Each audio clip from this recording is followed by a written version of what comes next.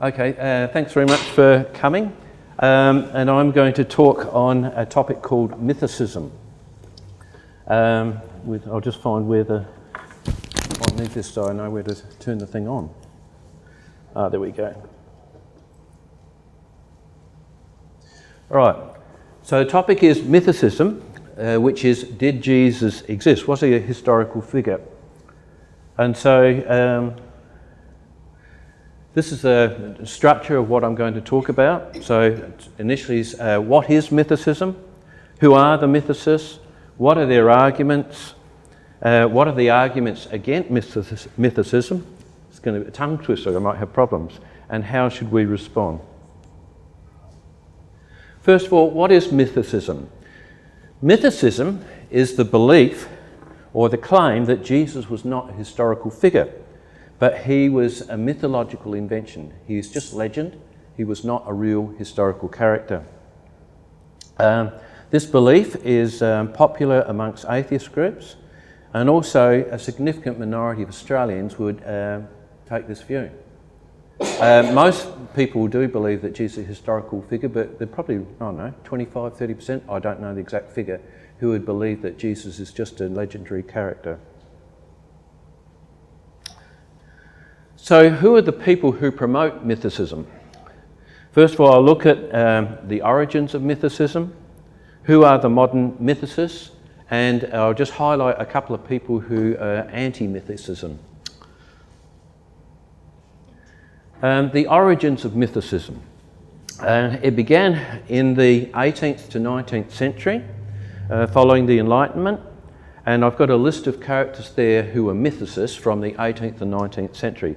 They're Volney, Dupuis, Strauss, Barr, Higgins, Graves and Massey.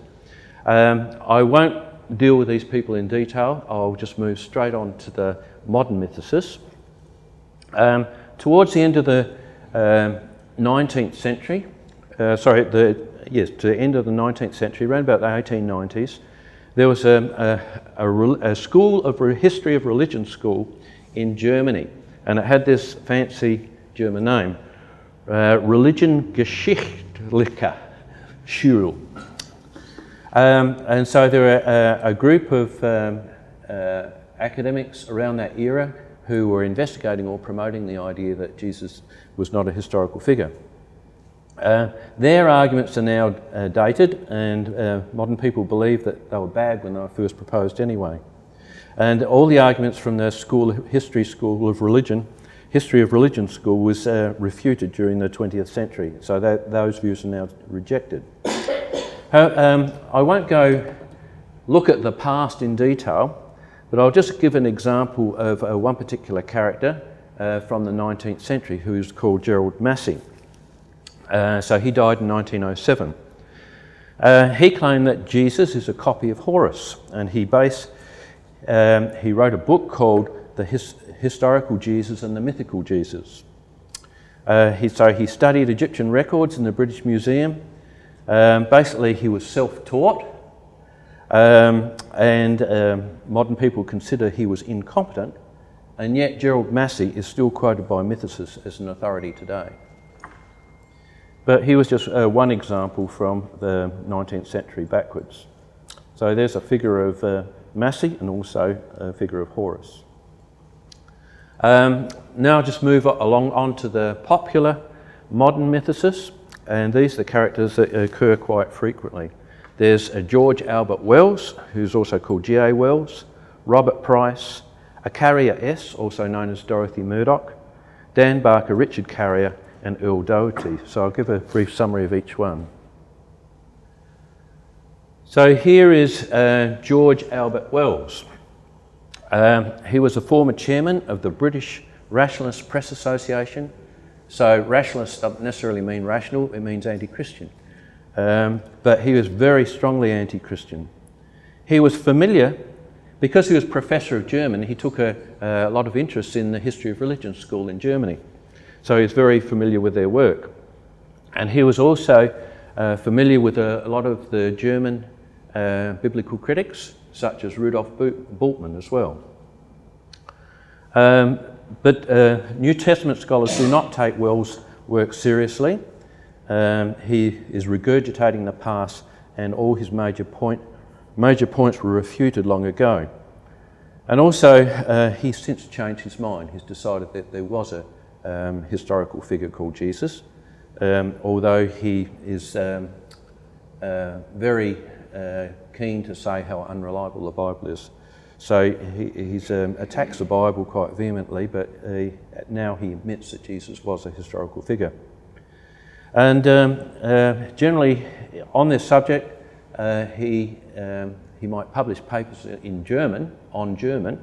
He doesn't publish papers in journals on his mythicism views, except for he's got 1 or 2 articles in the Journal of Higher Criticism, which sounds very august. Another guy is Robert McNair Price. He was a former Baptist minister. Now, this guy is actually qualified. He has a PhD in New Testament, which he got in 1993. He is a professor of theology and scriptural studies at Duke University. He was the editor and founder of the Journal of Higher Criticism. He was also a fellow of the Jesus Seminar, which you have to be reasonably well regarded to be on in the Jesus Seminar. So he's got claims to being a genuine academic. And Morris Casey, who's one of the anti-mythicists, says of him, he says, he is more or less a qualified New Testament scholar. He lends an air of scholarship to his personal opinions, which I consider to be utter falsehoods. The next one we're going to talk about is who is very popular. It's a woman called Acaria S. She was born in 1960 and she died of breast cancer last year. But Acaria S was her pen name, and her real name was Dorothy Milne Murdoch. She had a degree in classical studies, so she had a Bachelor of Arts, but not much more. Very hostile to Christianity. She claims that Jesus is based on Roman, Greek and Egyptian myths, and her most famous book was called The Christ Conspiracy, the Greatest Story Ever Sold. As stated here, she uses inaccurate and out-of-date secondary sources, and has a very negative response from the academics. Bart Ehrman has said of her that she utters the breathless conspirator's dream, and all of Acaria's major points are in fact wrong. This guy is Dan Barker, who's born 1949. He was a former pastor and musician in the Assemblies of God. He didn't actually graduate, but he was still ordained as a minister in the Assemblies of God Church in 1975, and he left Christianity in 1984. And he is president of the Freedom from Religion Foundation in America. So freedom from religion is different from freedom of religion. So they want the right to be able to live as free of religion, which is okay. I don't have any objections to that. If people choose that, they should be able to do it. But he now claims that Jesus did not exist, and again he relies on old and bad scholarship. I've actually heard this guy speak. I went to the Atheist Convention in Melbourne in 2012, and he was one of the speakers at that conference. This guy is quite well known in atheist circles, Richard Carrier. He's Dr. Richard Carrier. He became a secular humanist at the age of 21. He has a PhD in history, and the topic of his thesis was attitudes towards a natural philosopher in the early Roman Empire between 100 BC and 313 AD. He's also published an article in the Journal of Higher Criticism. He's written many popular books, and there's a very famous atheist site. So there's a website called infidels.org, and that is where Secular Web write most of their articles. And I've described Richard Carrier the atheist go-to man, because if you want to get some dirt on Christianity or some an anti-argument against Christianity, go to Richard Carrier. He'll give you something. And actually, in some of the debates that we've had in the past, some of the people I've debated actually drew their information from Richard Carrier. But like, he's got a PhD, he's a smart guy. And so he's probably the second most credible of the mythicists. Then there's Earl Doherty. He's born in 1941, so he'd be about 74 now.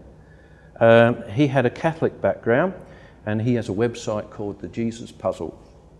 He became an atheist at 19 in a reaction to his Catholicism. He claims he has a degree in ancient history, so a Bachelor of Arts. And he has one article in the Journal of Higher Criticism. Recurring theme here, isn't there? The Journal of the Higher Criticism. It was established in 1994, it ceased publication in 2003. The editor was Robert Price. Contributors were G.A. Wells, Richard Carrier, Earl Doherty, and some other unrecognised scholars. There's no evidence that it was peer-reviewed, and so it's viewed with great suspicion. But it provided an impression of credibility to the mythicist so-called scholars. This slide shows the common features of the mythicists. Generally there's a rebellion against traditional Christianity. Most of them were former fundamentalists in American fundamentalists or traditional religions, like Earl Doherty was a Catholic. There's a massive uncontrolled contribution over the internet. So anybody can write anything on the internet. You can have your own site, say what you like, and you don't have to be peer reviewed. The other thing about a lot of these mythicist blogs, their manner is not academic. It is often derisive, arrogant, insulting.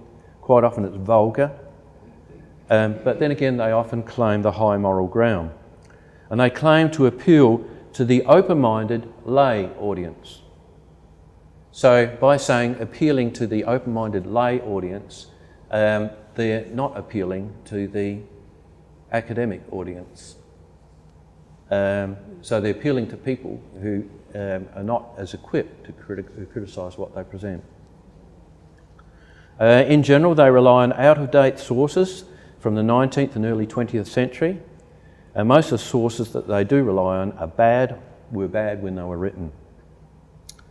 One of the characteristics is if they ever find any evidence that's inconvenient, there's an easy solution, deny it. Say it's a Christian interpolation, call it a fabrication, a redaction. So these words appear quite commonly when you actually read their sites. And you'll see this occur again. Other characteristic is they suggest ridiculously late dates for the Gospels. They say that they were written in the around about 180 AD, late 2nd century. I'll now discuss a couple of the anti-mythicists. Mythicism is virtually non-existent amongst peer-reviewed scholars in the fields of history, classical studies or New Testament studies. But it's not just Christians who oppose mythicism, it's also non-Christians. And some of the most outspoken anti-mythicists are non-Christian scholars. And so I'm not going to use the arguments from a Christian perspective at all tonight. I'm going to use non-Christian sources. Because if I use Christian sources, you say, oh, Christians are just biased. Of course they believe Jesus existed. But if you actually use the non-Christian sources, then this actually gives a bit more credibility. So these non-Christian sources cannot be accused of having a pro-Christian bias. And the two that I'm going to use are Bart Ehrman and Maurice Casey. So here's a picture of Bart Ehrman. He's an American New Testament scholar. He's a professor of religious studies at a particular university, and he specialises in textual criticism, the historical Jesus, and the development of early Christianity. He was formerly dyed-in-the-wool evangelical fundamentalist when he was a young lad, but he now declares that he's an agnostic. He says he's not anti-Christian, but he's anti-fundamentalist or anti-evangelical. He's written 30 books. He's had 5 New York Times bestsellers. Just to get a flavour of his attitude, these are the titles of some of the books he's written.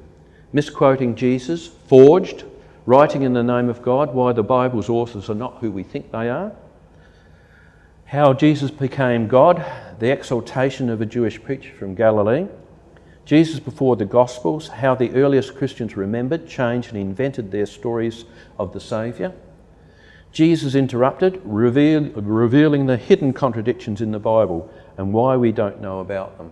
So you can see he's quite an antagonistic line that he takes.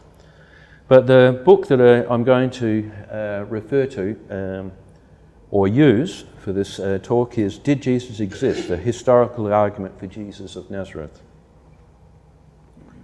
The other person is Maurice Casey. He recently died. He was born in 1942. He was a British scholar of New Testament and early Christianity, professor of New Testament at University of Nottingham. He was an expert in Aramaic, but he was originally a Christian. He gave up Christianity in 1962. But his last work was Jesus, Evidence and Argument of Mythicist Myths. And so he wrote that in the last 2 years of his life. He had to interrupt it at various times because of sickness, but he eventually completed it. So now I'm going to have a look at what are the arguments that the mythicists use. And this is based on Bart Ehrman. He first of all lists common arguments that they use, which are weak, he regards as weak arguments, and also they're irrelevant. And they are the Gospels are historically unreliable, Nazareth did not exist, the Gospels are a paraphrase of the Old Testament, and Jesus is based on pagan divine men. So first of all, the mythicists make the claim that the Gospels are historically unreliable. And first of all, they say, we do not have the original text, which is true. We don't have the original text of the New Testament. Where the earliest one we've got is P52, which is from 125 AD. So that's a fragment of Gospel of John. And the Gospel of John was supposedly written around about 90. So the first fragment we've got is 35 years after the original text was written. And for the other Gospels, it's much worse. The first fragment might be 100 years after the original text was written. And we don't have full books for probably around about 150 years after they were written. So the claim is true, but we have so many copies of the New Testament, it's like leaves on a tree. We've got 20,000 manuscripts of the New Testament prior to the printing press, so they're like all the leaves on the tree. And so we can actually say something about the branches from which they came. Such that in the field of textual criticism, it's claimed that most of the wording in the New Testament is beyond dispute, or not in dispute. They also claim that the Gospel authors are unknown. And that, in a sense, partly is true. We have traditional authorship of the Gospels, but you can't prove that traditional authorship is correct. Because all the Gospels, they don't identify who the author was. They don't say who they are. But it doesn't matter. We can still use them as sources. The Gospels are filled with contradictions. Now, the next three are very similar. The Gospels are filled with contradictions. They contain non-historical material. Gospels are filled with legends. Now, Bart Ehrman agrees with that statement. Now, you may not. You may want to dispute it, but that's another matter. He says, even if they are filled with contradictions, have non-historical material and contain legends, still they actually contain historical valuable information as well. And so he can use that. Like he gives an example, there are legends about George Washington, that he cut down the cherry tree. And it may not be true, but it doesn't mean that George Washington did not exist. Now this is an interesting claim. For many years the mythicists claim that Nazareth, the town of Nazareth, did not exist in Jesus' day. Because the Nazareth is never mentioned in the Old Testament by the historian Josephus or mentioned in the Talmud.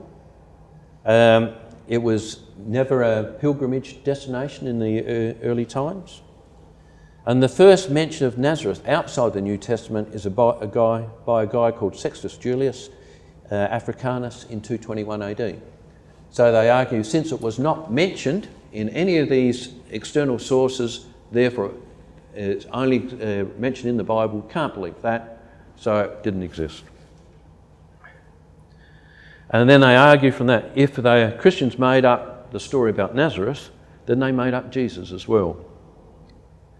This view is expressed in this particular website, The Town That Theology Built, which was posted in 2004 and is still up. What's the counter-argument? Why do we believe that Nazareth existed? Well, we have multiple attestations to Nazareth. There are multiple attestations or claims, and a lot of those claims are independent as well. So you've got a lot of independent sources which refer to Nazareth. So that's evidence. Also, Nazareth itself was a source of embarrassment because it was a small, insignificant town. So Jesus didn't come from a big city. Also, the Messiah was supposed to be born in Bethlehem, not Nazareth. And so they had to explain how come Jesus could be the Messiah and yet come from Nazareth. And also, it was held in derision. It was in Galilee, north of Samaria. So it wasn't near in Judea. Can anything good come out of Nazareth, is what Nathaniel said. So if it's the town is a source of embarrassment, why invent it? So there was good kind of logical evidence from within the New Testament itself. And we've had recent archaeological evidence. First of all, they found a farm in the area in 1997, which dates back to this era, to the 1st century. And then in 2009, they began excavation in the area and found a house, which is shown there. They also, in that area, they also found coins from the 1st century. And they also found pottery that covered the period from 100 BC through to 100 AD. And they came to the conclusion that Nazareth was a small town with a population around about 400 people, and there were probably around about 50 families living there at the time. So that I'd claim that Nazareth did not exist has been absolutely debunked. And it's interesting. I don't understand why they haven't withdrawn the website, which claimed it didn't exist. Then there's a claim that the Gospels are a paraphrase of the Old Testament. So reapplying Old Testament narratives into the New is called midrash, which is a Hebrew term, and it certainly does exist. For instance, Matthew portrays Jesus as a new Moses, and so Pharaoh killed the Jewish boys in Egypt. Herod kills the boys in Bethlehem. Moses and Jesus both escaped from that threat. They both came out of Egypt. In fact, Matthew quotes a verse in Hosea, which is, "Out of Egypt I have called my son." It was originally meant to refer back to the Israel being brought out of Egypt, and he reapplied it to Jesus. The Israelites spent 40 years in the desert, and Jesus spent 40 days in the wilderness. Moses delivered the law from Mount Sinai, Jesus gave the Sermon on the Mount. So there are a lot of parallels between Moses and Jesus. So Matthew has actually shaped the story of Jesus, but that doesn't affect Jesus' existence. Luke does the same thing. He also depicts Jesus as a great prophet who's very reminiscent of Elijah, in the stories, particularly in the story of the widow of Nain. So Mythicists argue that the parallels show that the stories are invented. However, shaping a story is a common technique that doesn't necessarily affect historicity. So you can get events and you can retell the story about those events in a particular shape. Then there's the claim that Jesus is based on pagan divine men. So Jesus is based on a pagan, half-human, half-divine men. An example is Apollonius of Tyana. So Apollonius of Tyana was actually a contemporary of Jesus. And here's some of the parallels. It was known before he was born that he was going to be special. An angel told his mother that he'd be divine. He was an itinerant preacher. He performed miracles, exorcisms, healed the sick, raised the dead. He was delivered over to Roman authorities and he ascended to heaven. Sounds all very familiar, doesn't it?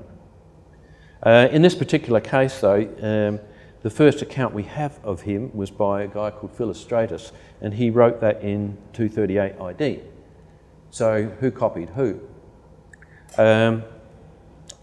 But even then, even though you can kind of pick out these similarities, there are many differences between Apollonius and Jesus. So these are some of the problems with parallels. Many of the parallels are not actually close, like a lot of people claim pagan gods had virgin births. Well, they didn't. Usually a god had sex with a woman. Many of the parallels are just plain made up. There's claims about crucified saviours, but the people who make these claims don't quote any sources, and for good reason, because in general there aren't any. On the other hand, in early Christianity, Christians did use the idioms of the day to appeal to pagans, so they tried to claim some common ground with as to make connections. And even the early church father Tertullian emphasised similarities between Christianity and paganism so he could reduce the threat of persecution to Christians. He's saying, we're not all that much different from you, so don't persecute us. But parallels, it's Ehrman's view that parallels are irrelevant to the existence of Jesus because we assess the existence of Jesus on other grounds. Then Ehrman lists arguments that are relevant, but he doesn't believe any of them are persuasive. The first is similar to the point we just covered. Jesus is based on dying and rising pagan gods, or he's a personification of wisdom, or that Jesus did exist, but he was a character who lived 150 years earlier, an obscure character who lived 150 years before Paul. Then there's a claim that he wasn't crucified as a man. He was crucified in the spiritual realm rather than as a man by the Romans. And the other claim is that the Gospels were written late. First of all, the dying, rising pagan gods. It's claimed that pagan gods such as Osiris, Attis, Adonis are dying, rising gods. These dying, rising gods are usually associated with annual crop cycles. So the crops die, usually during winter, then in spring they come to life again. And so they were seen to die and rise, and this was somehow related to the gods. This idea of dying, rising gods was popularised in a book called The Golden Bough by Sir James George Fraser. So it was written about in the early 1900s. Fraser didn't specifically talk about Jesus, and claim a parallel. He just came up with these theories of dying, rising gods. But he kind of hinted that it explained Jesus, and mythicists extended Fraser's work. So they claim that Jewish Christians invented Jesus as a dying, rising God, and later they historicised him. So they had this dying, rising God, and then they start writing narratives to depict him as a man. There are a number of problems with this theory. There were no dying, rising gods like Jesus. The dying, rising gods actually followed annual cycles, whereas Jesus' death and resurrection was a once-off event. Also, there's no evidence that the Palestinians, the Jews who were in Palestine in the 1st century, were in any way affected by these so-called dying, rising gods. And the big crunch, though, was that Fraser's thesis was wrong. So there were no dying, rising gods. There were two types of gods. There were those who kind of went away and returned, and then there were other gods that died. And what Fraser did was he combined the two, and he came up with dying, rising gods. So he had some died, and some came back. So lo and behold, they died and they rose. And this was basically analysed by Jonathan Smith in an article called Dying and Rising Gods, which was published in the Encyclopedia of Religion in 2005. And it's generally accepted that Fraser's work was wrong. The other issue is, why would Jews copy pagan religions? Pagan religions were vile as far as they were concerned. Jesus was crucified in the spiritual realm is a theory pushed by Earl Doherty. He claims that Paul is not referring to a human being called Jesus, but to a divine figure called Christ. And he says that the Gospels later grabbed this divine figure called Christ and then written human stories around him in the person of Jesus. But there's a number of problems with this. Like when Paul referred to crucifixion, the people of the day were familiar with what crucifixion was. It was a humiliating death of a man. And so if Paul just referred to crucifixion, what would the people have understood? They would have understood it in terms of what they were familiar. So if he really meant the crucifixion of a god in a heavenly realm rather than a human man, well, he didn't make himself very clear. So it's quite unreasonable to expect that people would have understood him that way, or that he actually meant that way.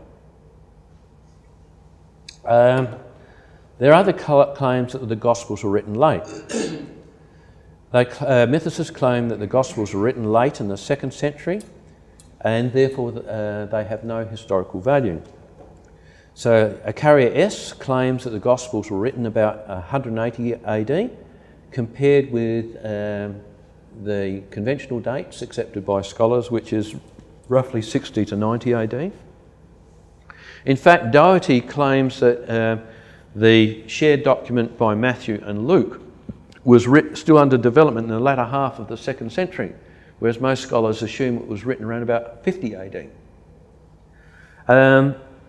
And the reason why they claim this is based on the fact that the earliest manuscripts that we have of the Synoptic Gospels are in the latter part of the 2nd century. So they're saying they were written then, because that's when we have our earliest copies. But the mythicist dates are ridiculous. So this is the point that Maurice Casey makes. You can't date the documents based on the earliest manuscripts. Because what is the probability of the original manuscript surviving? It's incredibly improbable. As it was copied, more copies made, the probability of any one copy surviving is extremely remote. And so we just so happen to have copies of one particular copy. And so you shouldn't expect that. He said instead you should judge the dating based on its content. So go and analyse the text and find out what cultural context it fits into. All the primary sources say that Jesus lived in the first half of the first century. So the question is this plausible given the content of the Gospels? And Casey makes a claim that Mark definitely meets the requirements of historical plausibility. Its setting is the first half of the first century. And he gives numerous examples, but these are just a couple. In Mark 1:32, it says, that evening at sunset, they brought to him all who were sick or oppressed by the demons. So it says, after the sun had set. So that particular day was a Sabbath. Jews could not carry the sick during the Sabbath day, and so they had to wait until the sun had set on the Sabbath. And he says, well, this is an example that this represents Palestinian Jewish practice, but it wouldn't have been relevant to a Christian because they no longer followed the Sabbath. So he's saying if a Gentile Christian wrote it later, they wouldn't have included that sort of information. So the historical context is plausible. Another one he gives is the of Jairus' daughter. And so this uses the Aramaic term Talitha Kum, which it says, which is, little girl, I say to you, get up. And the point he makes is, if it was kind of written in its correct form, it should have been Talitha Kumi. So that's the technical correct grammar. But in fact, they often dropped the I. So the Talitha Kum is how you would actually set it. So Talitha Kum is a term that Jesus would have used. He says the whole of this healing narrative, this is the words of an unbeliever, all right? He says the whole of this healing narrative is literally true and is dependent ultimately on an eyewitness account. So Casey is an expert in Aramaic and gives many other examples. So he doesn't agree with the consensus of the dating of Mark. The consensus of the dating of Mark is around about 65 to 75 AD. And he says he came to the conclusion, and so did a number of workers with him, that Mark was written in 40 AD. And Matthew was not written 85 AD, he believed it was written 50 to 60 AD. Now I move on to evidence for Jesus' existence. And first of all, I'll talk about what we don't have, and then I'll talk about what we do have. What we do not have, we don't have physical evidence of Jesus. So we don't have busts, we don't have photographs, and we don't have any archaeological evidence. I believe that you're in trap. Oh, I won't bother with that one. Pass. Also, we have no Greek or Roman sources from the first century. And Ehrman claims we have no eyewitness accounts. Now, some of you may want to dispute that, but we'll just stick with Ehrman's claim for the time being. But we do have other sources. We have non-Christian references to Jesus. We have Jewish sources, New Testament sources, the New Testament and the early church fathers. So we don't have any Greco-Roman sources from the first century, but we do shortly afterwards. And the three famous ones are quotations from Pliny the Younger and Suetonius and Tacitus. And Suetonius and Tacitus were historians. I'm at deep probability of going over time, so I'm not going to go through this in detail. But there are three quotes referring to Christians and Jesus in Roman sources. From Pliny the Younger, he was sending a query off to Trajan, the emperor, of how he should treat Christians. Suetonius mentions that there was Jews who were expelled from Rome due to write about Christus. Tacitus makes a quite explicit reference to Jesus. Now, what's the response of mythicists? They claim that all these are interpolations in the writings. Historians say they're not. But Ehrman says they're not particularly relevant to the argument for Jesus' existence because they probably got their information from Christians, so it doesn't prove all that much. Then there's Jewish sources, so Josephus and rabbinic sources. Josephus gives us most of our information about history of first century Palestine. If he hadn't written his works, we'd know virtually nothing. He wrote The Jewish Wars and the Antiquities of the Jews in 93 AD, and he makes a couple of references to both Jesus and also James, the brother of Jesus. Again, this is the reference to James and Jesus, and so I'll just refer to the relevant part. So he assembled a council of judges and brought before it the brother of Jesus, a so-called Christ, whose name was James, and James was stoned. So that is an indication that a reference to Jesus and also to his brother James. And then there's what's called the Testimonium Flavianum, which is because Josephus he had the family name of Flavius, and so this is a testimony of Joseph.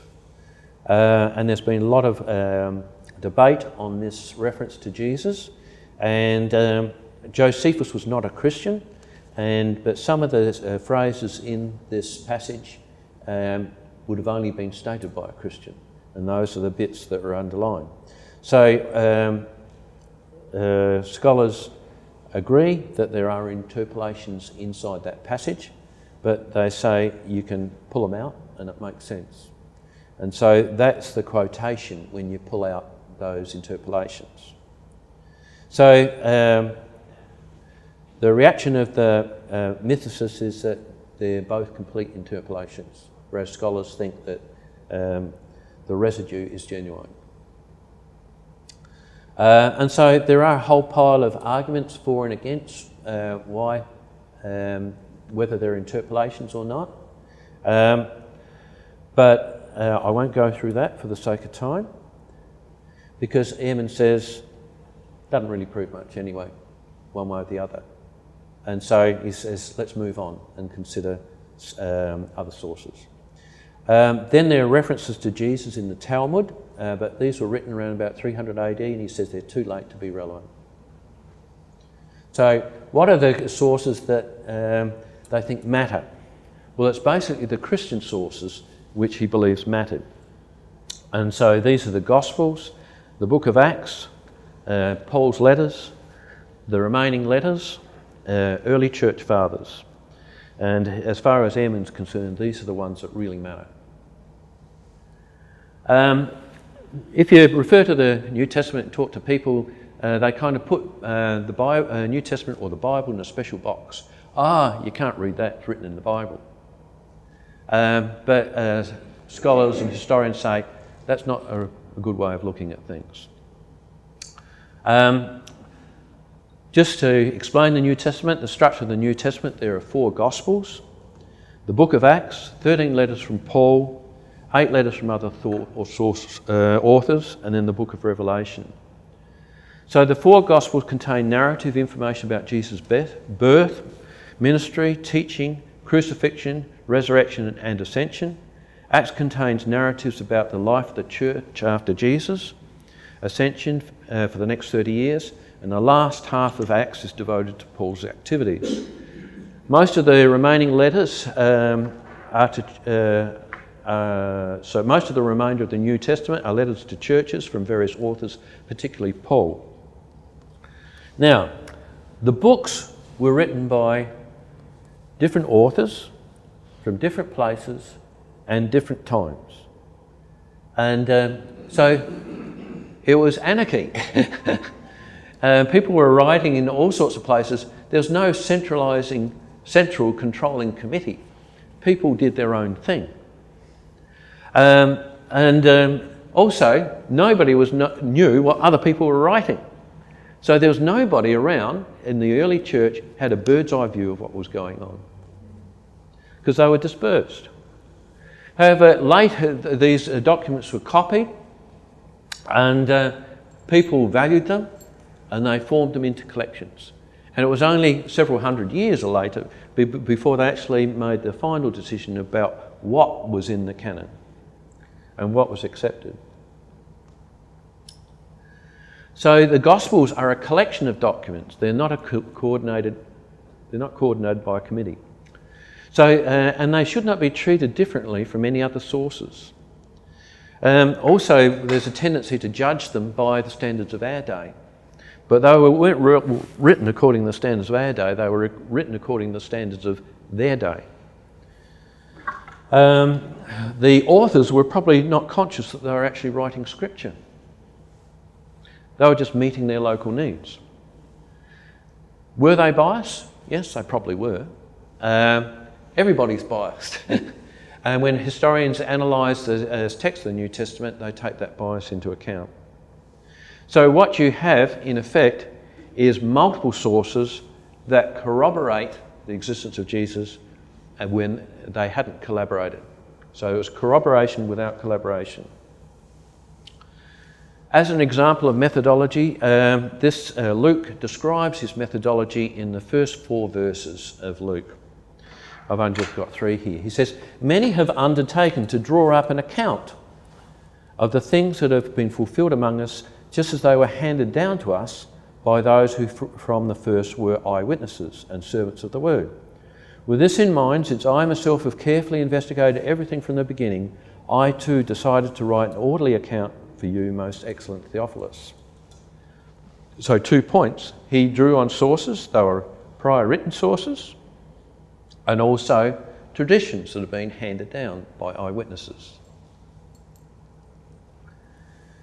Now, Ehrman, who's a skeptic, he says there is no reason to believe that Luke was lying.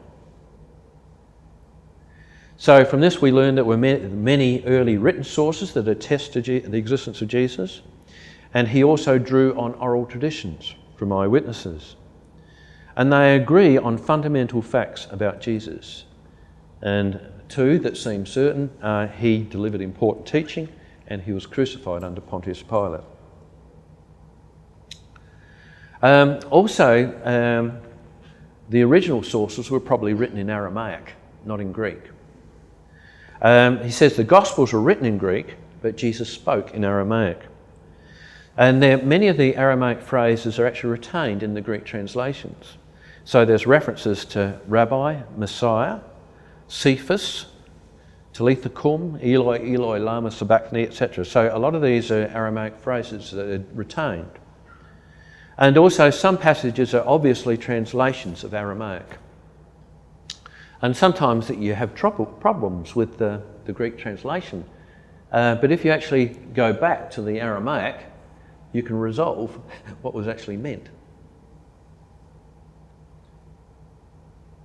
He gives an interesting example about, talks about the Pharisees tithing dill and cumin. Matthew says dill and cumin. Luke says rue and cumin. So there's a difference there. If you actually translate the rue and dill back into Aramaic, it's the words are very similar. They're just difference by 1 letter. And the Aramaic was probably written on wax tablets, and that letter is very hard to read on wax tablets. And so they just read the word differently, and so they ended up with different translations. Gospel sources. Ehrman says, these are dates here, the dates that Ehrman accepts. So he says that there's actually 7 gospel sources. There's Mark, which was written about 70 AD, Matthew and Luke, 80 to 85. John, who's completely independent of the other three, 90 to 95. He also makes use of the Gospel of Thomas, the Gospel of Peter, and the Egerton Papyrus, which is shown there.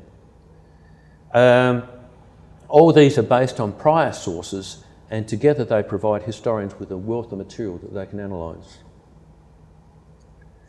So this is the common theory of sources behind the Gospels. So Matthew, Mark and Luke are called the synoptic Gospels because they see together and they share common material. And sometimes the wording is exact. So this is the common view. They believe that Mark was written first. Matthew and Luke used Mark. But Matthew and Luke also had other material in common that is not in Mark.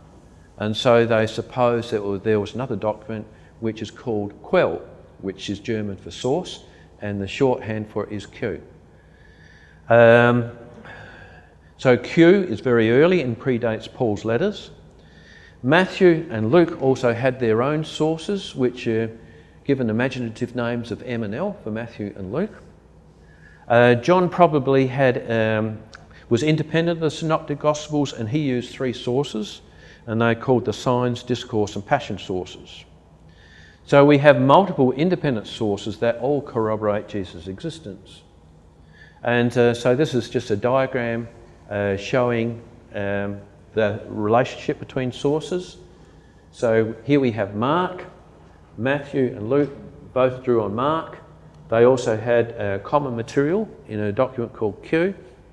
And then they also had their own sources. So there are probably actually many sources that Matthew used, and likewise Luke. And then we have the Gospel of John. So some people say he knew about Mark and others say he didn't. But it's obvious that John did not draw heavily on Mark at all. But scholars reckon there's three sources that underlie John. So the sign source, the discourse source and the passion source. But the point is, all these sources here are independent.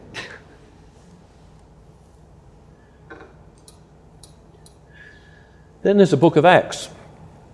Acts contains different traditions from the Gospels, and so it's using independent information. So there are independent accounts of Judas' death. There's an account of Judas' death in Matthew and also Acts, and they're different. But both refer to the field of blood, and Acts uses the actual Aramaic term, akeldama. And they both, likewise, Matthew refers to the potter's field. And the potter's field was rich red clay from which they get the field of blood. So there's different views, but there's also a kind of a historical core that's common. In the early preaching, Ehrman says that the preaching recorded in Acts represents a very primitive theology. And so it's, he says that this is actually reliant on very early sources. So I got a very complimentary picture of Peter preaching. So there is good evidence that Luke used sources that go back to very early records. Then there's a witness of Paul. The earliest surviving letter for, Paul contains the earliest letter that we know of, which is 1 Thessalonians, and that was written around about 49 AD. So it was very early. Now, how do mythicists react to Paul? They say he's not referring to a historical man Jesus, he's referring to a divine Christ. And the claim is simply not true. So mythicists claim he's referring to a mythical Christ based on pagan dying and rising gods. So there are a lot of things that would deny that in Paul's writing. No problem. You just say that they're interpolations, okay? So whenever you have some bad evidence, just call it a fabrication, interpolation. So if historical evidence is inconvenience, no problem, just deny it. In Paul's letters, there are two critical passages, Galatians 1:18 to 20 and 1 Corinthians 15, 3 to 8. Can I just have a drink of water, please? In Galatians 1, Paul says, then after 3 years I went up to Jerusalem to visit Cephas, which is another name for Peter, and remained with him for 15 days. But I saw none of the other apostles except James, the Lord's brother. In what I am writing to you before God, thank you, I do not lie. So, he is saying here that he went to Jerusalem, stayed with Peter for 15 days. So he was familiar with a key witness to Jesus, Peter. And also he got to know James, who was the Lord's brother, Jesus' brother. And Ehrman has famously made this statement, if Jesus did not exist, then you think his brother would know about it. So these passages are this passage is quite threatening to mythicists, and they respond to it in various ways. They say James wasn't really the blood brother of Jesus, he's a Christian brother, just a generic Christian brother. But if you look at the text, it doesn't seem to make sense to actually look at it in that way. And the other thing they say, this especially Wells says, he refers to Cephas. He didn't say Peter, because the church commonly believed that Cephas and Peter were the same person. And but Wells claims no, he didn't stay with Peter. He stayed with a person called Cephas, who was someone else. But if you go through the rest of Galatians, Peter's actually referred to around about half a dozen times, and half the time it's Cephas and half the time it's Peter, so Petros, and so he uses those terms interchangeably. It's obviously the same person. Then there's this passage from 1 Corinthians 15, 3 to 8, where it says, for what I received I passed on to you as of first importance, that Christ died for our sins according to the Scriptures, that he was buried, that he was raised on the third day according to the Scriptures. Then he appeared to Cephas, the 12, 500. He appeared to James, then to all the apostles, and last of all he appeared also to me. So he says, for what I received I passed on to you. He received it. Most scholars believe he received it when he stayed with Peter for 15 days and also met James. And Peter and James are also both mentioned in this passage. So Jesus, so it says in here that Jesus, he died, he was buried, 3 days he rose, and he was seen by Peter and James, who were people who were contemporary with him. So the figure of Jesus cannot be a remote figure from the distant past, because he appeared to Peter and James.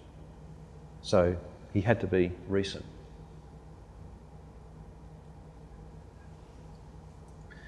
Paul also states that Jesus was born of a woman. He was a Jewish Messiah. He was a descendant of David according to the flesh. He mentions Jesus' brothers. He mentions James, the brother of Jesus, explicitly. He refers to the Last Supper, and it occurred on the night in which he was betrayed. He says the Jews were responsible for killing Jesus, and he also says that Jesus was crucified and buried. So a lot of these seem to be pretty explicitly referring to Jesus as a man. Paul also has some references to Jesus' teaching. He has teachings on divorce, which are very similar to Jesus, and he also makes the statement, a gospel worker is worthy of his wages. So, in summary, Paul knew Jesus existed as a man, and he had some information about his life and teaching. These are the counter-arguments from mythicists. All the relevant references are interpolations, but you can use this tactic to disprove anything. You can deny the Holocaust. You can deny that America landed on the moon.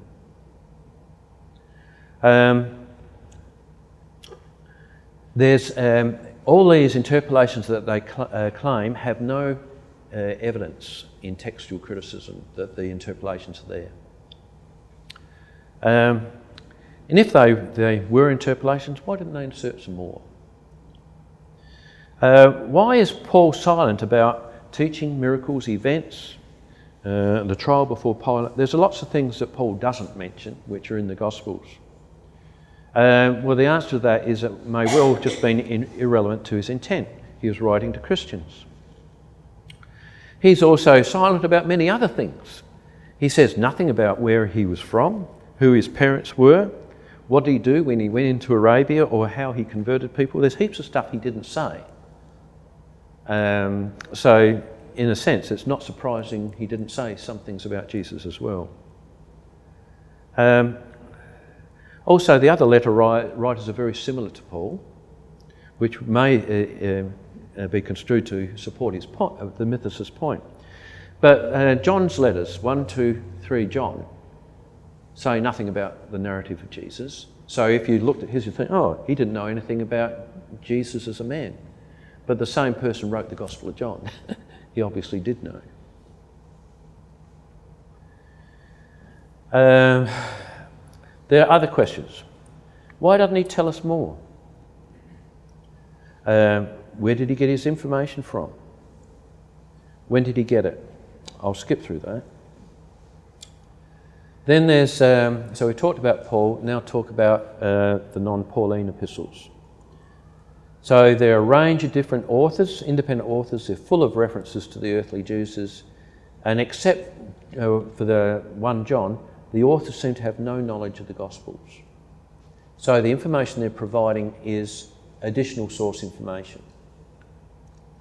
So they are providing independent attestation to the earthly Jesus, and there's some outstanding examples. Then book of Hebrews is quite outstanding. Again, the writer of the Hebrews shows no knowledge of the Gospels. He's also independent of Paul. There's a huge number of references to the human Jesus. So from this we can say that Jesus is a real flesh and blood human being from the line of Judah who was tempted, suffered and crucified outside the walls of Jerusalem. Just from Hebrews. Then there's the whole issue of having a crucified Messiah. So the Jews believed that Messiah would be an anointed king who would deliver Israel from her enemies. No one expected the Messiah to suffer. Claiming to be a Messiah was not blasphemous. People did it before and after Jesus. But claiming a crucified Messiah was blasphemous. Because a person who was crucified was under God's curse, because it says, "Cursed be any man who hangs on a tree." So who would make up a crucified Messiah? So no Jew would have invented him, so Jesus must be based on a historical figure. Then we have the early church fathers. We have Papias, Ignatius and Clement. They're all writing near the end of the 1st century, and they provide additional independent material that is not found in the Gospels. The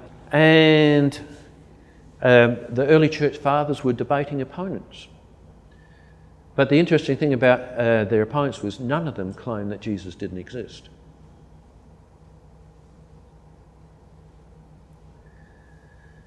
So, just summary of sources. Mythicists claim that Mark is the only source, real source about Jesus, but it's just not true. Jesus' existence is attested by 7 independent Gospels. Their underlying sources, which are traced back to Aramaic origins. He's attested to by Paul, the speeches in Acts, other New Testament letters and the early church fathers. So, conclusion on sources. Until the 18th century, all sources assumed that Jesus existed. This is true of every period, every kind of author, whether they're Christian, Jewish or pagan.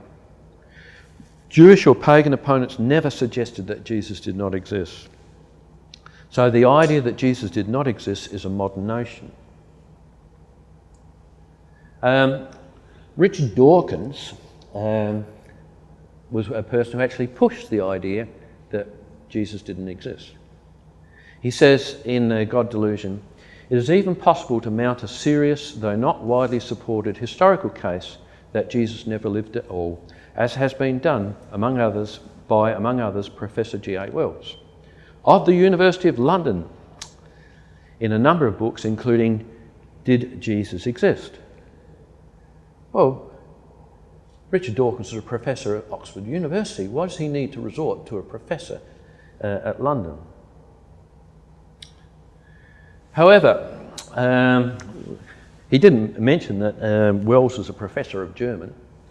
But J.A. Wells changed his mind. He says, "In my first books on Jesus, I argued that the Gospel of Jesus is an entirely mythical expansion of the Jesus of the early epistles. The summary of the argument of the Jesus legend and the Jesus myth given in this section of the present work makes it clear that I no longer maintain this position." Reading your book, The God Delusion, you say that it's under scholarly dispute among historians that Jesus actually existed. Now, I checked with the ancient historians. That is not so. And it disturbed me. History is not natural science. But what I don't understand is this, why you would write something like that. I don't think it's a very important question whether Jesus existed. There are some historians, most historians think he did, some They historians certainly do. I couldn't find an ancient historian that didn't. Well, there are one or two. When you look at history, and let's leave aside, maybe I alluded to the possibility that some historians think Jesus never existed. I take that back. Jesus existed. His error is unimportant, but is it? It is. It shows that his belief-forming processes are not always reliable.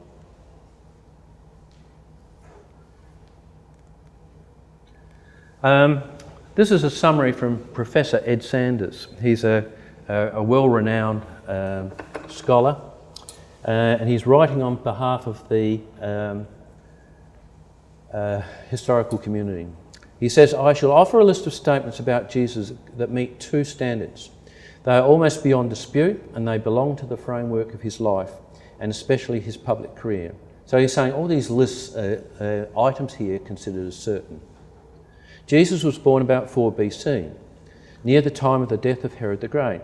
He spent his childhood and early adult years in Nazareth, a Galilean village. He was baptised by John the Baptist. He called disciples.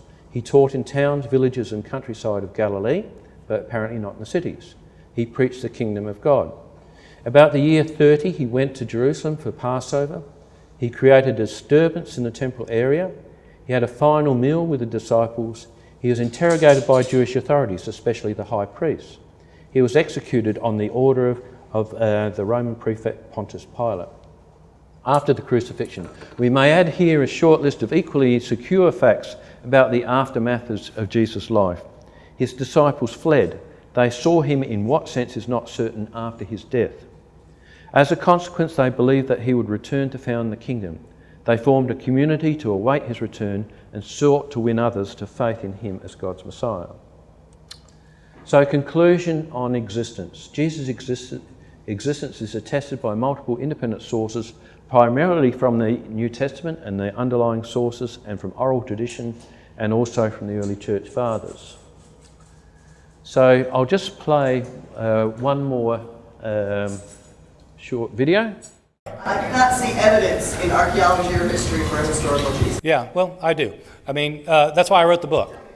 Well, I mean, okay, yeah. I mean, I have a whole book on it. I mean, so there is a lot of evidence. I mean, there is so much evidence that it is not. I mean, I know in the crowds you all run around with, it's commonly thought that Jesus did not exist. Let me tell you, once you get outside of your conclave, there's nobody who. I mean, this is not even an issue for scholars of antiquity. It is not an issue for scholars. There is no scholar in any college or university in the Western world who teaches classics, ancient history, New Testament, early Christianity, any related field, who doubts that Jesus existed. Now, that is not evidence. That is not evidence. Just because everybody thinks so doesn't make it evidence. But if you want to know about the theory of evolution versus the theory of creationism, and every scholar in every reputable institution in the world believes in evolution, it may not be evidence, but if you've got a different opinion, you better have a pretty good piece of evidence yourself. The reason for thinking Jesus existed is because he is abundantly attested in early sources. That's why. And I give the details in my book. Early and independent sources indicate that certainly that Jesus existed. One author that we know about knew Jesus' brother and knew Jesus' closest disciple, Peter. He's an eyewitness to both Jesus' closest disciple and his brother. So, I mean, I'm sorry, but again, I respect your disbelief, but if you want to go where the evidence goes, I think that atheists have done themselves a disservice by jumping on the bandwagon of mythicism, because, frankly, it makes you look foolish to the outside world. If that's what you're going to believe, you just look foolish. You are much better off going with historical evidence and arguing historically, rather than coming up with the theory that Jesus didn't exist. Sorry. So in conclusion, I'll just quote a couple of verses. In Proverbs it says, "In a lawsuit, the first to speak seems right until someone comes forward and cross-examines him." So mythicist books can actually seem convincing to people who are unwary until they actually hear the other side. Another thing that Paul says, "For the time will come when people will not put up with sound doctrine. Instead, to suit their own desires, they will gather around them a great number of teachers to say what their itching ears want to hear. They will turn their ears away from the truth and turn aside to myths." So Simon Garfunkel put it pretty well. A man hears what he wants to hear and disregards the rest. So people have a bias towards believing what they want to believe. People think that their skepticism indicates intelligence, but really it is ignorant prejudice. So how should we actually respond? First of all, we should educate ourselves. So given the argument, I've kind of given one side of the argument, so it'd be wrong for us all to go away feeling smug and think other people are idiots. The mythicists are actually quite intelligent people. And they actually know quite a lot that most Christians don't know. All right? So it's beholden on us to actually study the topic so that we can actually understand the arguments ourselves. Some suggest a response of derision. You don't believe that rubbish about Jesus, mythicism, do you? You some type of idiot. So some people say you should respond in that way, but I don't think that's right at all. It's a dirty tactic. You're trying to pressure people. It's un-Christian. You're trying to bluff and bully. We could depict mythicists as clowns.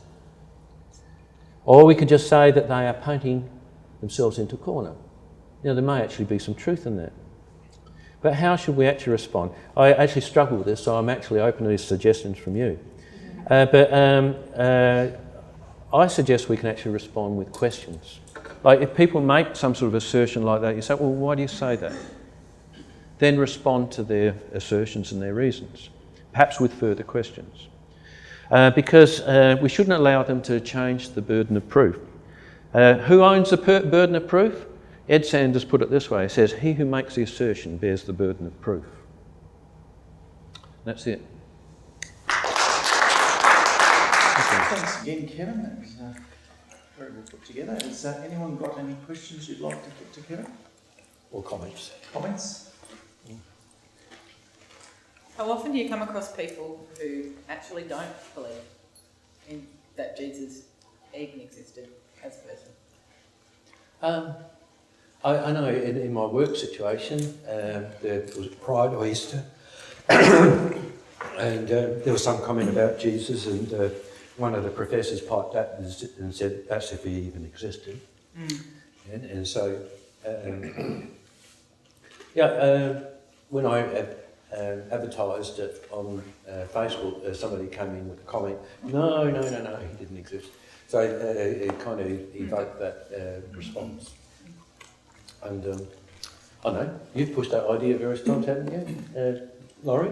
Sorry, sir? Have you pushed that line at various times that Jesus didn't exist? Yeah, there are a number of people.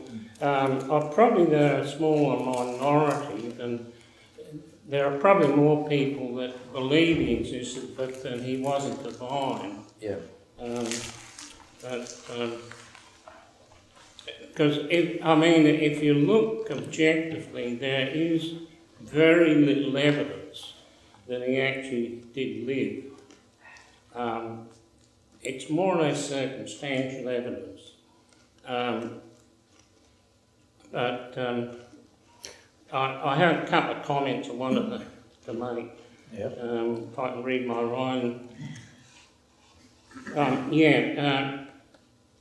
A lot of the early mythicists were actually Christian scholars, so you have to wonder why,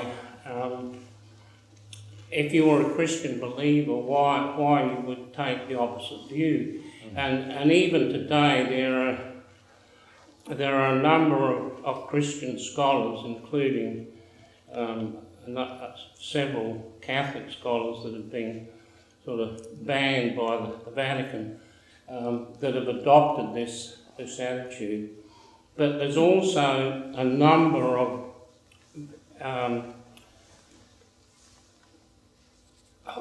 real Christian people that have sort of grave doubts. And for instance, R.G.F. Brandon, he's a bishop of the Anglican Church, and he's written a number of books on religion, and he's a recognised authority, and he openly declares he does not believe in the resurrection.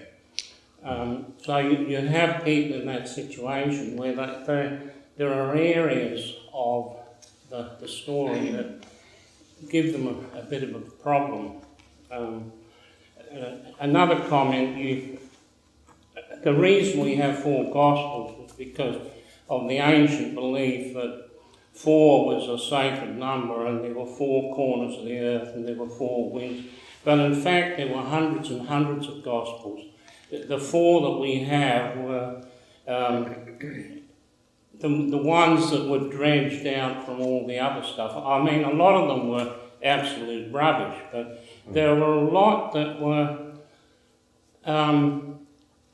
probably on a similar quality to the 4 Gospels we have, but they just, the luck of the draw was they chose 4 and the rest... Yeah, the comment about the 4 was from the early church father at the end of the... Irenaeus. I can't remember what it was Irenaeus. It was Irenaeus. Oh, right, yeah. Yeah, he mentioned that there was right, something magic about number 4. But we wouldn't agree with him. No.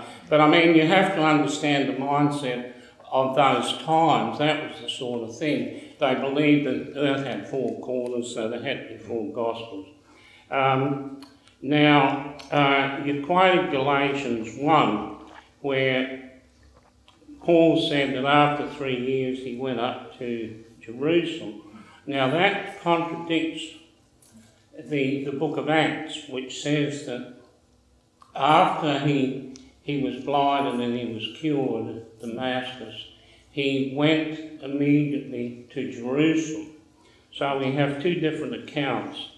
As you said, he went to Arabia for 3 years, and we really don't know why, but it was often the custom in those days that if you had an epiphany, that you went off somewhere into the desert and you had to think about it. I mean, Jesus is said to have gone into the desert for 40 days. So it was a common thing in those days that holy men or people that thought they had an enlightened vision would leave the cities, as it were, and go out in solitude and live as a hermit for a period of time, sorting things out. Good example of that is the Buddha. Can we actually deal with your points as you raise them? All right, yeah, what was sorry. the first one again? Galatians is about 40, the contradiction between Galatians 1, Well, where I'd say it says, after 3 years. Yeah, I'd say that most scholars would give preference to Paul over Acts.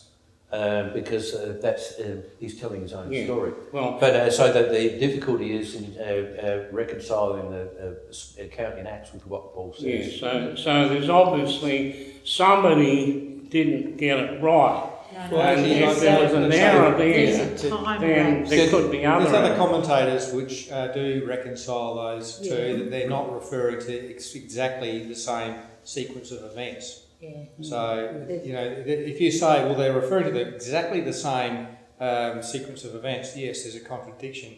But there's others, capable scholars who say, well, they're not actually referring to the very same sequence of events, and they are reconcilable. That passage in Acts 9, where he's been persecuting the church, and then he starts preaching. Both sides won't own him, so he gets persecuted by both sides, and he gets lowered down in a basket and flees, and then there's a gap, and he goes to Arabia to get out of the limelight. It's not mentioned in Acts. No, there's a gap between two of the verses there. There's sort of a big bit not mentioned. They skip to then when he returns, he's accepted, and Barnabas helps him be accepted by the Christians. So that's where the Arabia thing gets in. You've got to sort of insert that section. Yeah, in other words, Luke just skipped it. Yeah. You ever come across someone telling a story and they skip a bit? He gets down to the basket and then it says, and when. Yeah. Okay, so that certainly allows for an interval. And when. Yeah. And when certainly allows for an interval. Yeah, no, there's a 9 interval there. All right, what was your next point? Well, you said about the 4 Gospels. And the selection. that was just a comment on there were in actual fact hundreds and hundreds of Gospels. Well, I don't know, there were hundreds, but there were many. There were many. But for the most part, they weren't copied heavily, and so we found some of them Nag Hammadi. The ones that became more popular were the ones that had a big name attached to it, like Matthew or Mark. Luke was not a big name. No. Neither was Mark. Yeah, but Luke was fairly well known in the early church. The church chose writings that were what they call apostolic. In other words, they were either from an apostle or from somebody who was very, very close to the apostle. So Mark is commonly thought to have been, although he wasn't himself an apostle, it's commonly thought to be the account of Peter. And Luke, on the other hand, Luke was not an apostle either, but he was very closely associated with Paul. So that was the reason that the early church settled on those 4 Gospels, because of their apostolic associations. But the other thing is, we can go and read those Gospels nowadays, and it's an interesting exercise to do, because when you do it, you say, these are complete rubbish, they have had an easy choice. Yeah, that's right. A lot of them have fantastic. Yeah, no, that was just a comment on it anyway. But either way, it backs up Kevin's point that all of these Gospels, whether they be real or fake, are pointing to the actual existence of Jesus, which was the point that Kevin was getting across. There were a lot of other things I would comment on, but this was just one I picked up on. You say Jesus caused a stir at the temple. Well, that's very unlikely that ever happened, because the story we have in the Gospels is that he upset the tables of the moneylenders in the temple. The moneylenders were never in the temple. I mean, the Jewish temple was the holiest place on earth to the Jewish people. And the idea that a money lender or somebody selling animals for sacrifice would be within the precincts of the temple is completely absurd. The money lenders were in the streets up near the temple. No, they were not in the temple. I thought that's... Now hang on, let me finish. Yep. The temple had its own police force, and they patrolled the precincts of the temple outside and inside. In addition to all this, we had the Fortress Antonia, which was on one corner of the temple. And in that there were normally 300 Roman legionnaires. At the time of the Passover, because the Romans expected if there was going to be problems, that's when it would occur, that garrison was reinforced. And there would have been probably 1,000 or more legionnaires in that area. So it would have been lunacy for anyone to create a stir that close to the temple. Because I always remember when I was in Adelaide jail, I had this crim, and he was complaining he was always getting picked up by the police. He said, I even went to Sydney and I got picked up. And I said, where did you go in Sydney? And he said, oh, King's Cross. Now, King's Cross is the most heavily policed area in Sydney that you will find. And it was the same in those streets surrounding the temple were the most heavily policed areas of all Jerusalem. So, for the gospel story that Jesus upset these tables of the moneylender is completely absurd. Have you ever been to the Vatican? Have you ever been to the Vatican? Because I was quite surprised when I went there, because there's all sorts of souvenirs and bits of plastic Jesuses you can buy, and more expensive gold ones, but same. All around. It was astonishing, and yet, I mean, the Vatican. It's kind of cool, but not religiously important to me. But I know it's religiously important to a lot of people, and yet there you go. It's like today. it's Souvenir Central. Yeah. Well, the point is he's saying that there wouldn't have been not that it was souvenir shops, but there wouldn't have been money lenders and whatnot around the area. They were very money changers. Because you had to change to have the special coins for the temple to be able to do your sacrifices and offerings. Yeah, and so in a way it's almost you had legitimate. to buy your little animals, your birds, your sheep and that. Yeah. So that wasn't in the temple itself, it was in the courts. No, it wasn't in the court. You got it wrong. It was in the streets leading to the temple. It had no actual contact with the temple. But hasn't the temple temple's huge. I don't think I've been told for the Gentiles. Please, here, one at a time. Oh, sorry. Sorry. That's right, court of the Gentiles. Yeah. That was part of the temple precinct. Yeah. That was not on the outside, it was Inside the wall. The outer edge of the temple precinct. So it literally was part of the temple. Not the inner, Holy of Holies or the outside of it, but the court of the Gentiles is where a lot of people would trade and buy for sacrificial animals to be taken in. So it is part of it. Literally, it is part of the temple precinct. And who would be the authorities in there? Would the Romans be in there, or would the it be? Romans would have been on the outside, and not necessarily within the court itself, but it would have been the Jewish. Essentially, what he said, the Jewish guard that was. The other thing, of course, at that time, we're talking about Passover, there'd be huge crowds. Yeah. So a small disturbance in one part, someone's kicking over some tables. They wouldn't even know. I suspect you would find. I mean, Jesus' own words, but again, that's probably disputed. He's not really real. And I'm not trying to be facetious, but you've turned my father's house into a den. That kind of wording would indicate that was literally part of what's going on there. And I think many would have considered what they were doing a legitimate activity, because people came from a long way away, and they couldn't bring an animal the whole way, so they would buy it. And they would trade and buy. That's right. But even so, didn't you say that was one of Bart Ehrman's points, the indisputable points, him being non-Christian, you were quoting? No, I quoted Ed Sanders on that. Right. Yeah, Ed Sanders says that that's one of the indisputable points. That was one of the key reasons why he was crucified. Yeah. But there had actually been disturbances there before, because that's mentioned in the New Testament about he mentions about certain people who had sacrificed, and Pilate had soldiers had mixed their blood with the blood of the sacrifice, meaning Yeah, well, that's the Romans causing that was the disturbance. point of Jesus. Jesus said about the tower falling on people. He said, "Do you think they were sinners more than anybody else because the tower fell on and killed them?" And then he says, "And then there were others who were actually going about their sacrifices, their religious duty, and because of some disturbance, the soldiers had come and killed various people, and so these people had actually died in the very process of doing their religious acts."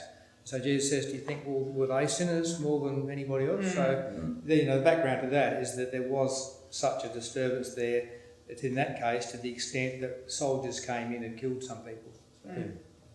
Anyway, you can probably raise issues about whether the story's plausible or not, but still, even if some stories are plausible and others are not, it still doesn't really have bearing on whether Jesus existed or not. Yeah, the point is that in all likelihood he did exist, but that he was just a man, and the myths were then attached to him, because in those days anybody that was considered special, especially holy men, rabbis, were thought to have supernatural powers, that they could heal the sick and do all sorts of things. So, and probably a lot of the illnesses were psychosomatic anyway, and so someone that thought they had a problem would come along and Jesus touched them and they, oh, hallelujah. A bit like faith healing in the church today. Well, like Bart Ehrman would probably hold your position, right? Because he believes that Jesus existed, but he doesn't believe that he's the divine Son of God. And he doesn't believe he rose from the dead. So in that respect, your opinions would be similar to his, and Morris Casey as well. But did Jesus say he was the Son of God? Sorry? Did Jesus say he was the Son of God? Or did his 12 disciples... See, Jesus asked a question to his 12 disciples, and he said, and they answered, who do you think I am? And some say this and some say that, and he asked Peter, and he said, who do you say I am, Peter? Peter replied back to him, you are the Christ. So what I'm saying is... He wouldn't have said he was the Christ. He might have said he was the Messiah. Yes. But then the disciples had a vested interest, because as the Bible, the Gospels themselves say, that I think it was John said, will I sit alongside you in heaven? Because that was the expectation. If Jesus was the Messiah, then he was going to bring down all these heavenly forces and sweep the Romans off the face of the earth. And this is what the Jews believed, that the Messiah, small m, would bring in a theocracy. And instead of the Romans ruling the world, the Jews would be the rulers, and they would get their revenge. And they were hoping for this. They were waiting for it. And there were a lot of pent-up hatreds and animosities against the Romans, and they were hoping, oh yeah, when this day comes and we are in control, we're going to get a revenge on these Romans. And the aspiration was that if you were close to the Messiah, then you would sit with him in heaven on the throne. So you have this sort of special hope. See, the next step, what we're saying is Jesus existed. The next step is to clarify also, was he the Son of God? That's, Yeah, you know, that's another topic. That's I think we'll have to save that for another day. Jesus would not have said he was the Son of God, because all Jews were sons and daughters of God. Small s and small d, sons and daughters. The term Son of God, S, capital G, was anathema to the Jews. It's, if you can think of the worst curse that you could utter, then it would only be a fraction to what the Jews would consider. To anyone saying, I am the Son, capital S, of God, capital G. It was unthinkable. And that's why they got so annoyed when Jesus said, before Abraham was, I am. Well, we assume that he said that. We don't have... That's an interpolation. Yeah, could I just get back to the point? We've only got 20 minutes to go before we're supposed to be out of here. Sorry. No, it's all right, because the cleaner's not here and I'm locking up. Oh, we can stay here at midnight. Anyway, back to the point, please. Yes, somebody else had to go. Just to restrict ourselves. What, of course, Kevin was trying to do was addressing the mythicists' claim that Jesus did not exist. Does anyone have any question on that particular topic to Kevin? Yeah, I just think there's a lot of sort of psychological evidence, the fact of what the change in the disciples from cowering in a room to then boldly going out and proclaiming, you know, we get a lot of factual historical, but often the thing that changes most people's attitudes to things is when they see changes in people. They see that what the change, you know, that they're a different person. And their families will say, that's when I knew what they're saying was true, because I saw them change and I care about the facts. And often in history in that we actually disregard. And I think the fact that the disciples were prepared to go and die and be tortured, and the change of Paul, and if it was just to, you know, have their name and sit next to the Messiah with a small m, then surely they wouldn't be then converting Romans, and, you know, they would have been, so that doesn't really sit with any of that. Like, I think psychologically there's a huge claim to be made, just looking at their behaviour, that he must have, otherwise what caused this all to happen? They just kind of got together and say, hey, let's make up a guy. Okay, let's die for it. Good idea, you know, that just seems more absurd than anything else about a man that never existed. Yeah. Let's take a character that lived for 500 years and make him up and go against all our Jewish tradition, and yeah. So something radical happened. What caused it? Yeah. So why did the mythicists think that the story was invented? That's the question I was asking. I'd say, you said, like if you can to ask, and that would be the question I'd ask. Why? It's a bit of a conversation stopper. Like if you say, "Oh, you can't even believe that Jesus existed," well, it's not worth investigating, is it? Is there attempt to escape from the authority of Jesus? Why? Why do they do it? I think it's a form of throwing mud. But that's so that's you the just throw people off the scent. It's a myth that somebody's created. But why did they do it? Well, we also have, and I think it was alluded to there, we have people that say that Apollo moon landing never happened. You know, there are people out there, conspiracy theories. Yeah, no, but they're quite a minority, and I know one person that does that, but quite passionately. But most of the people then just avoid him and don't go into discussion. So why did so many do it? That's why I said why. It's the conspiracy theory, isn't it? That why do they go and do it? It's for their attempt to avoid the authority of Jesus. They don't like the authority of Jesus. Jesus has a claim on their lives, and this is a way of throwing that off. That's exactly why they do it. So Jesus didn't exist. Well, therefore, there's no God character there. I'm not the motive for the other people, but nobody can answer that question. Why did they do it? To me, well, that's my answer. What's their answer? Yes.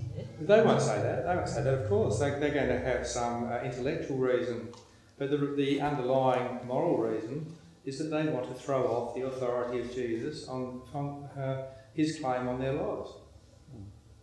That's why they do it. You'd have to ask. That's why all people rebel.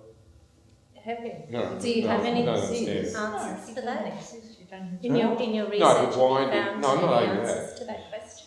Well, the reasons that Morris Casey gives is that most of them are disenchanted fundamentalists. It's nothing too hard.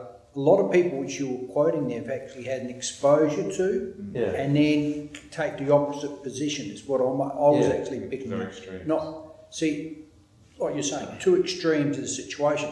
They were running hard for God, and someone hurt them, or whatever, and then they take the opposite position where they're out. They're not just walking away; they're actually persecuting the church. Yeah.